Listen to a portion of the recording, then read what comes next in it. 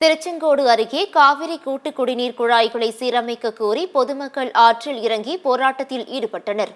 நாமக்கல் மாவட்டம் திருச்செங்கோடு அருகே திருமணி முத்தாறு வாய்க்கால் வழியாக காவிரி கூட்டு குடிநீர் குழாய் அமைக்கப்பட்டுள்ளது. அதிக வெள்ளப்பெருக்கு காரணமாக இந்த இரும்பு குழாய்கள் துருப்பிடித்து உடைப்பு ஏற்பட்டு வருகிறது. இதனால் அதிக அளவில் குடிநீர் வெளியேறி வீணாகி வருவதாக அப்பகுதி மக்கள் தெரிவித்து வருகின்றனர். இதுகுறித்து புகார் அளித்தும் அதிகாரிகள் நடவடிக்கை எடுப்பதில்லை என்று கூறப்படுகிறது. இந்த நிலையில் தமிழ்நாடு குடிநீர் வடிகால் வாரியத்தை கண்டித்து மார்க்சிஸ்ட் கம்யூனிஸ்ட் கட்சியினர் மற்றும் பொதுமக்கள் போராட்டத்தில் ஈடுபட்டனர். தமிழ்நாடு குடிநீர் வடிகால் வாரியம் உடனடியாக தலையிட வேண்டும். 100க்கும் மேற்பட்ட குடும்பங்களுக்கு தண்ணி இல்லாத கஷ்டப்படக்கூடிய நிலைமை ஏற்பட்டிருக்குது.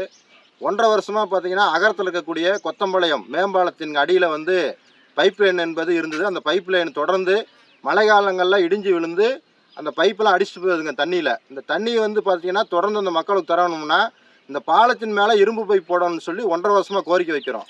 ஆனால் தமிழ்நாடு குடிநீர் வடிகால் வாரியம் எந்த தலையீடும் செய்யாமல் இன்றைக்கி நாளைக்கு என்று தட்டி கழிக்கிறனால ஒரு 100க்கும் மேற்பட்ட குடும்பங்களுக்கு இப்போ நல்ல தண்ணி கொடுக்க முடியாமல் இருக்குது. உடனடியாக அரசு தலையிட வேண்டும் என்று போராட்டத்தில் ஈடுபட இருக்கிறாங்க. அரசாங்கம் உடனடியாக நடவடிக்கை எடுக்கணும்.